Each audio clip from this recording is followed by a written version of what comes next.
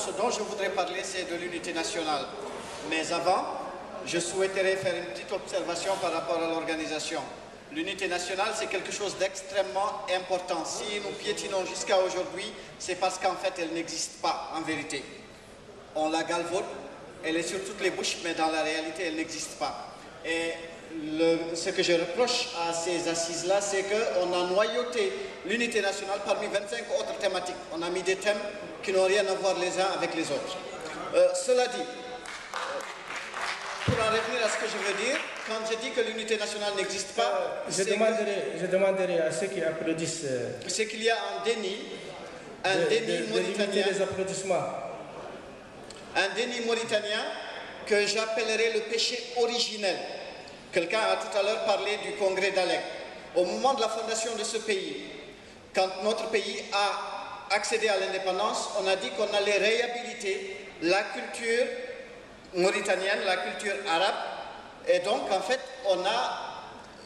c'est un déni par rapport à toutes les autres cultures.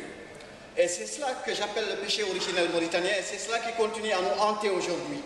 C'est parce qu'en fait on ne tient compte que d'une seule composante, on ne tient pas compte des autres.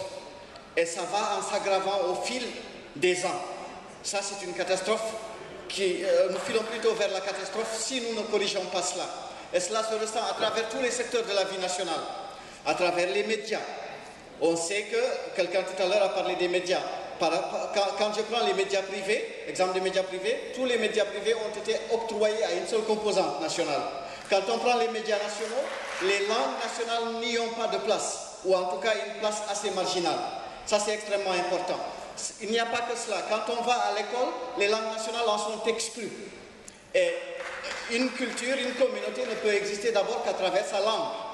Il est important que nous mettions en œuvre cela, il est important que nous mettions en valeur l'ensemble des langues nationales, qu'elles soient officialisées, qu'elles ne soient pas simplement enseignées, mais qu'elles soient utilisées dans tous les rouages de la vie nationale. Ça, c'était un premier point que je voulais aborder.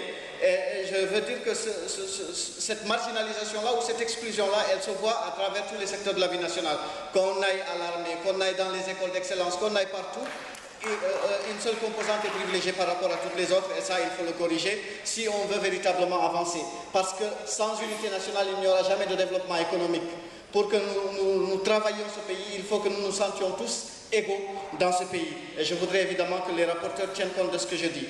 Ça, c'est une chose. L'autre chose que je voudrais aborder, c'est aussi relatif à l'unité nationale, c'est l'état civil. C'est la problématique de l'enrôlement.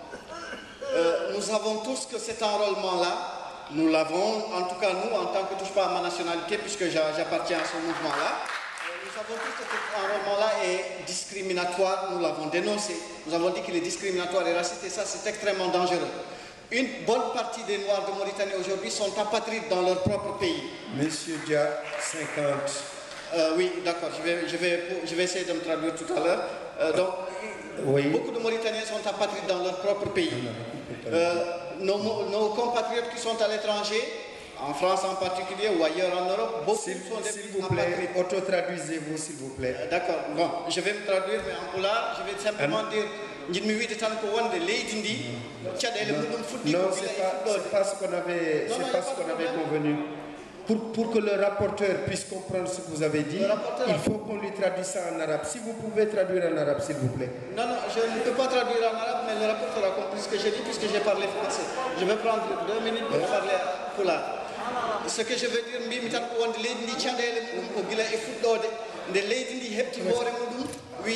Monsieur Alassane, Monsieur Dia, je vais te laisser terminer. Je vais te laisser terminer tout ce que tu vas dire. D'accord. Mais je veux qu'après vous, on s'entende sur quelque chose. D'accord. Quelqu'un qui veut parler en poula, il doit parler pendant 3 minutes et laisser le traducteur traduire en arabe. Okay. Celui qui veut parler en français, hein, même chose. Il parle 3 minutes, le traducteur va... D'accord, donc je termine. Est-ce que vous avez compris? Oui. Celui qui veut parler en arabe et traduire en français ou en poulard, s'il peut le faire, c'est bon. S'il ne peut pas le faire, on ne traduit pas. caɗele mayre ko gila e fuɗɗode nde yimɓe keeɓi koye muɗumen wiya ko mauritaninajo kesone maate mauritaninajo noon on matete koye dow ɗemgal arab sa wi aɗa mahto mauritaninajo ɗemgal arab a yejjiti demde keddiɗe a ubbi pine keddiɗe ɗe ko ɗum woni caɗele Mauritanie ko ɗen caɗele yimɓe jahata ha hande so on ji eɗen jaɓɓa e ñalo merci monsieur Dia, nous avons été suffisamment